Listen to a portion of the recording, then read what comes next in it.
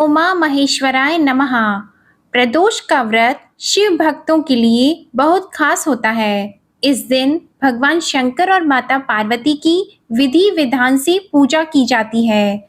यह व्रत माँ पार्वती और भगवान शिव के व्रतों में सर्वोत्तम माना गया है। जो भक्त पूरी श्रद्धा से भगवान शिव का यह प्रदोष व्रत रखता है, उसके जीवन के समस्त कष्टों का निवारण होता है। इस समय भाद्रपद का महीना चल रहा है। इस मास का पहला प्रदोष व्रत 12 सितंबर 2023 दिन मंगलवार को रखा जाएगा। मंगलवार के दिन प्रदोष व्रत होने से इसे भौम प्रदोष व्रत कहते हैं और मंगलवार को त्रयोदशी तिथि होने से इसे मंगल त्रयोदशी या भौम त्रयोदशी भी कहते हैं। इसकी शुरुआत 11 सितंबर 2023 को रात 11:52 पर होगी और समापन 13 सितंबर 2023 को प्रातः 2:21 पर होगा। भौम प्रदोष व्रत की पूजा का शुभ मुहूर्त होगा 12 सितंबर को शाम 6:30 से रात 8:49 तक। इस दिन शिवजी और हनुमान जी दोनों की पूजा की जाती है।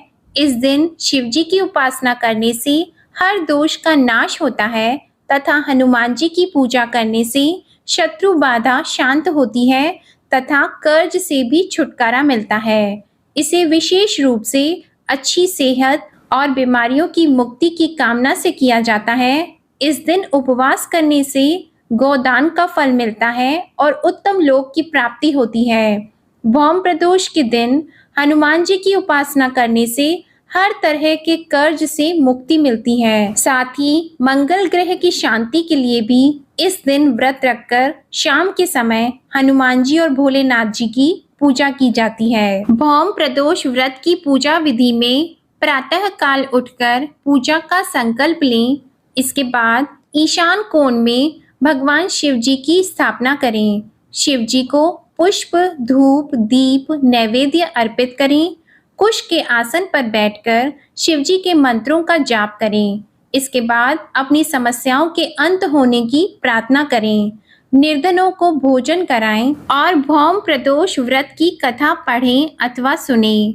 मंगल दोष की समस्या से मुक्ति के लिए इन उपायों को करें। भौम प्रदोष के दिन शाम को हनुमान जी के सामने चमेली के तेल का दीपक जलाएं, उन्हें हलवा पूरी का भोग लगाएं, भाव सहित सुंदर कांड का पाठ करें, मंगल दोष की समाप्ति की प्रार्थना करें, हलवा पूरी का प्रसाद निर्धनों में बांट दें। इससे मंगल दोष की पीड़ा से छुटकारा मिलेगा। भौम प्रदोष के दिन असाध्य रोगों से मुक्ति के लिए इन उपायों को करें। प्रातः काल लाल वस्त्र धारण करके हनुमान जी की उपासना करें। हनुमान जी को लाल फूलों की माला चढ़ाएं, दीपक जलाएं और गुड़ का भोग लगाएं। एक तांबे का तिकोना टुकड़ा भी अर्पित करें। इसके बाद संकट मोचन हनुमाष्टक का 11 बार पाठ करें। गुड़ का भोग बांटें और ग्रहण करें। तिकोने टुकड़े को गले में धारण कर लें या अपने पास रख लें। भौम प्रदोष व्रत के दिन कर्ज मुक्ति के लिए इन उपायों को करें। कर्ज मुक्ति का प्रयोग भौम प्रदोष की रात्रि को करें। रात्रि को हनुमान जी के समक्ष घी का दीपक जलाएं। इस दीपक में 9 बातियां लगाएं और हर बाती जलाएं।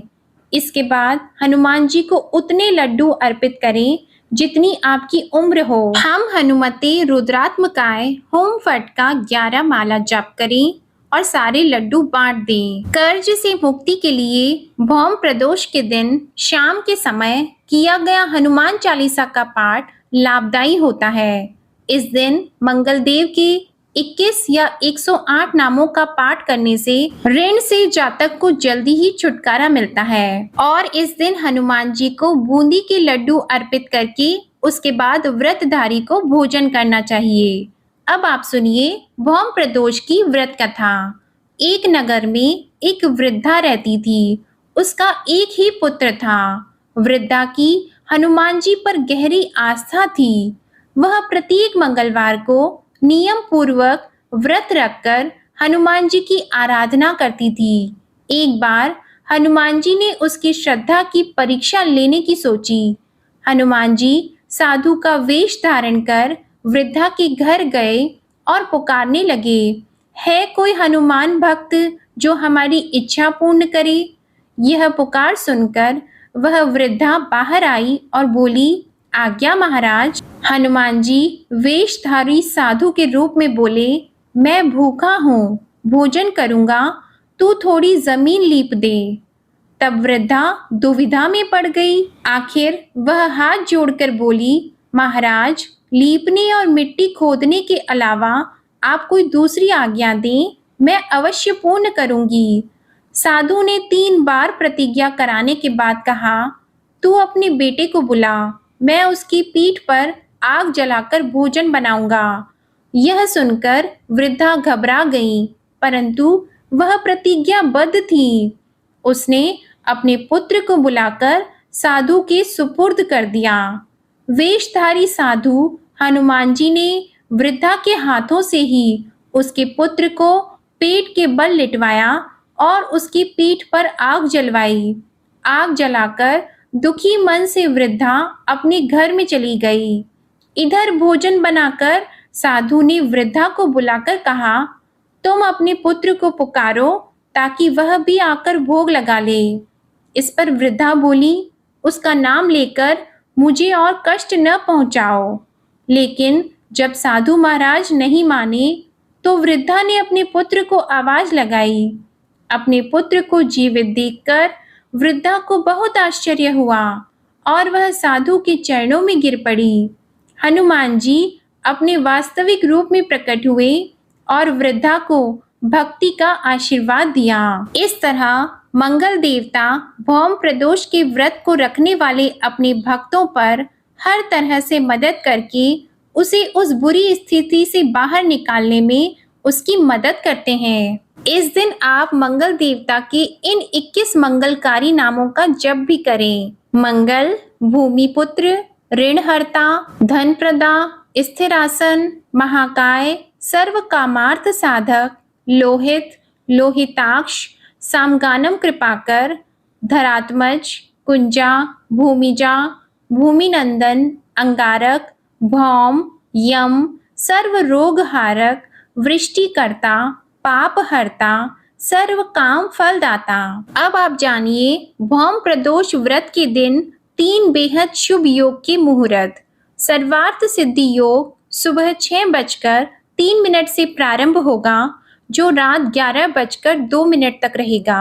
वहीं शिव योग 12 सितंबर को 12:13 से आरंभ होगा, जो कि 13 सितंबर को प्रातः 1:11 तक रहेगा। वहीं इस दिन बुध आदित्य योग पूरे दिन ही रहेगा।